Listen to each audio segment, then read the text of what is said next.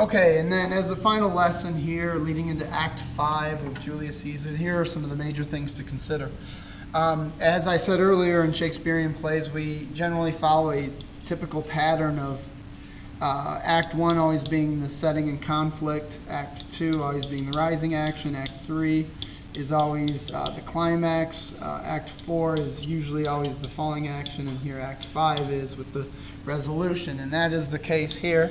We have the final outcome at the end of the story, and that the world has changed, and that's how we remember our literary terms when it comes to plot. Other things, it's funny, but it's in Act 5, we actually have some foreshadowing of the events in Act 5. Things will serve as portents, which we've already established, are things that tell the future. Moving along too, then, we're going to focus on direct and indirect characterization in the play. What a character says and does, particularly we're going to pay close attention to Cassius and Brutus when it comes to what they say and do in Act 5, and then indirect characterization is what others say about them. Really we're going to focus on Brutus here.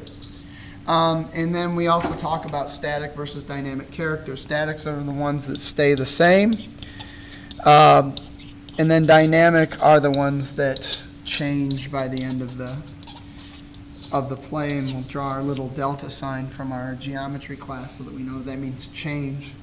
So moving forward then, in Act 5, Scene 1, this is where we get to have a little bit of fun and see them talking trash. We all see Not As Well in Paradise. Antony and Octavian have a little spat even before they meet the other Brutus and Cassius in the middle of the battlefield.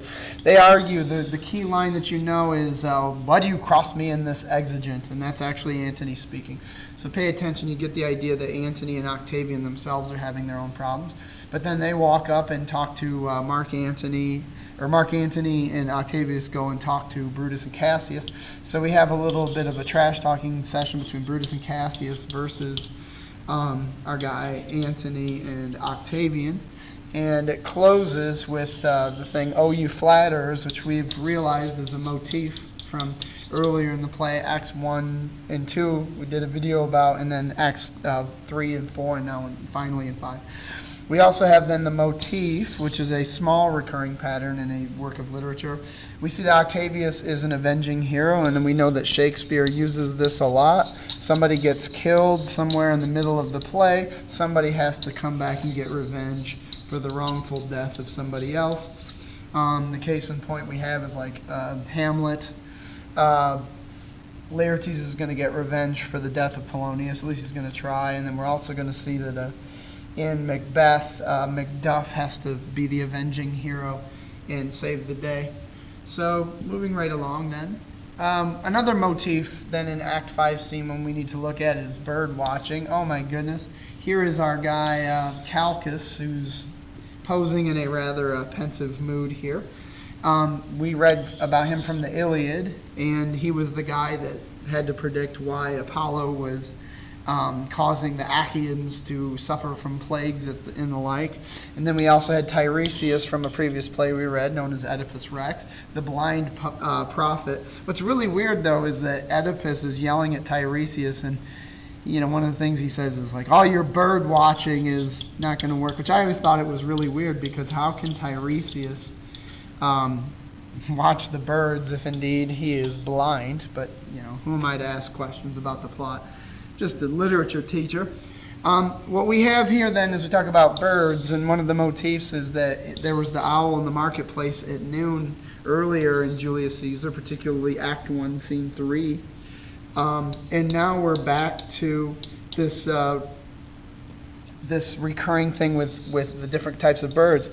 Cassius points out that there were eagles at one point following them, and then they went away, and then ravens, kites, and crows. And by the way, all of those are black birds, and they all happen to be carrion birds. So pay attention to what he's saying there. What's the symbolic meaning of those things?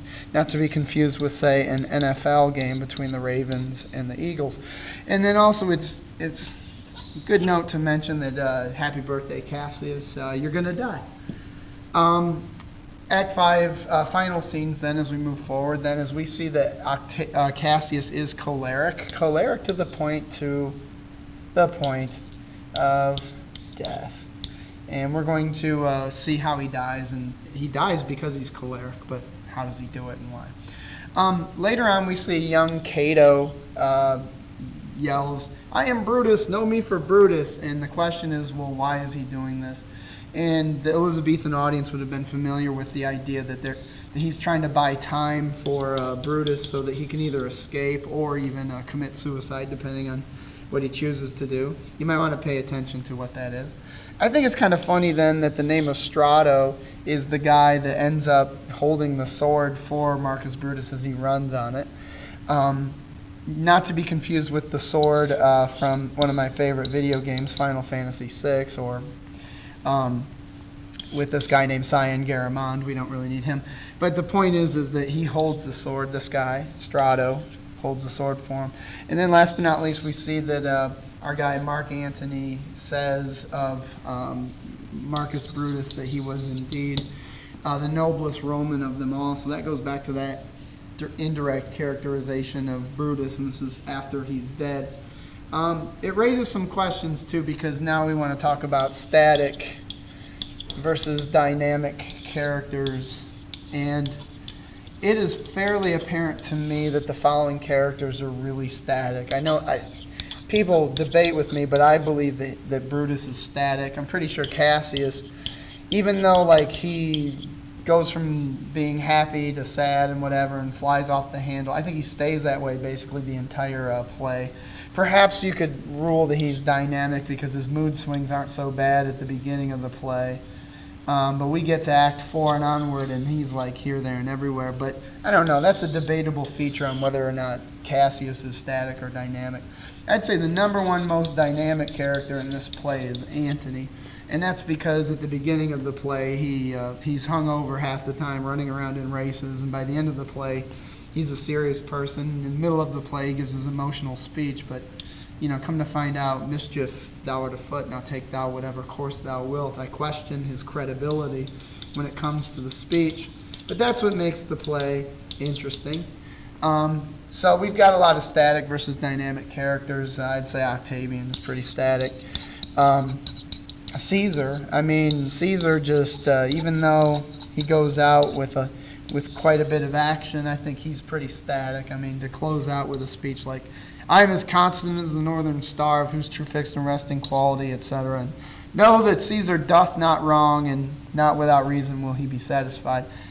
But Antony, I think, by far is the dynamic character to set them apart. He's the one that's probably changed the most. The real question is, as you've read throughout the play, can you reflect and figure out why? So that's the final, what we need to consider as we go through Act 5. Going recapping to the beginning, it is the resolution. We do see some foreshadowing. We do see some direct and indirect characterization. So those are the types of things that you should be looking for as you work your way through Act 5.